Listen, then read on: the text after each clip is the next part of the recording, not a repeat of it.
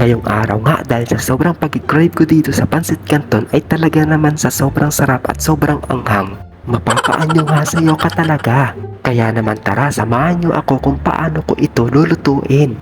Dahil hindi nga rin ako mahilig masyado sa maanghang ay may gagawin tayo dito. Pero bago nga yan ay kukunin muna natin yung mga kakailanganin natin sa pagluluto. Papunta na nga ako sa kusina at bitbit ko na nga yung mga lulutuin natin. Ngayon buksan natin yung automatic nating lutuan. Magsalang na rin tayo dito ng kawali. Pero kung may kaldero kayo ay pwede rin kayo doon magpakulo. Maglagay lang tayo ng saktong tubig at antayin lang natin ito hanggang sa kumulo.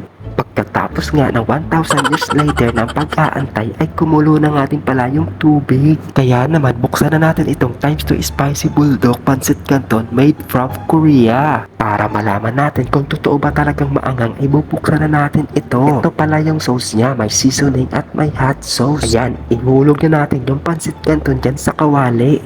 Pakukuluan lang natin ito siya ng mga ilang segundo. Huwag natin masyadong lutuin kasi isasalang pa natin ito mamaya. Medyo i-half-cook lang natin ito para hindi maging malata. Pagkatapos i-drain lang natin yung tubig at iset aside lang muna natin. Kapag nailipat mo na sa lagayan ay syempre itabi mo muna yan. Same pan ay magsalang na tayo ulit. Bago natin ibuhos yung fresh milk ay i-shake muna natin. Pwede rin pala kayo gumamit dito kahit anong klaseng brand ng fresh milk. Kapag medyo kumulo na yung fresh milk ay ilalagay natin itong cheeseburger. Sa cheese naman kahit anong klaseng brand ng cheese ay pwede dyan. Gumamit nga lang din pala ako dito ng 3 slice ng cheeseburger. Pagkatapos mailagay ay halu-haluin mo lang ito hanggang sa maging melted yung cheese. Ayan, kapag nakikita mo na yung kinabukasan mo dyan sa cheese ay igupitin mo na itong seasoning niya. Yung seasoning nga pala niya ay parang ginupit-gupit na seaweeds.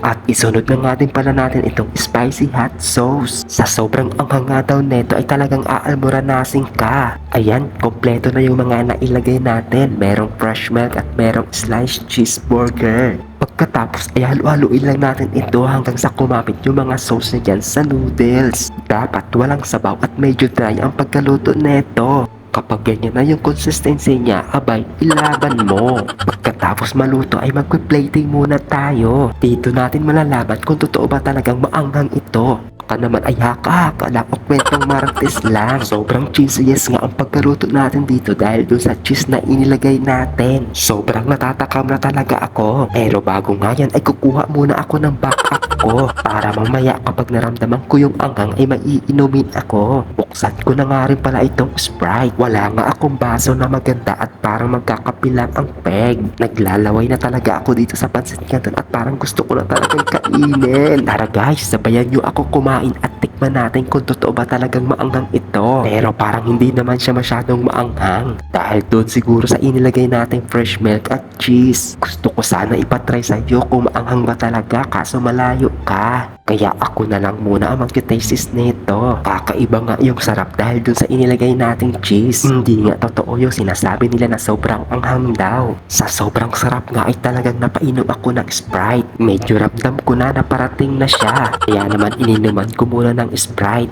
Parang gusto ko magkanin kaya magsasandok ako. Try natin kung masarap din iulam sa kanin. Pwede rin pala siya iulam sa kanin, masarap din. Pero depende sa inyo kung sasamahin nyo ng kanin o papakin. Pero masarap din siyang kainin na puro kasi lasang-lasa mo yung cheese at yung slight na spicy niya. O siya, ang masasabi ko lang sobrang sarap niya. Thank you for watching. Bye-bye!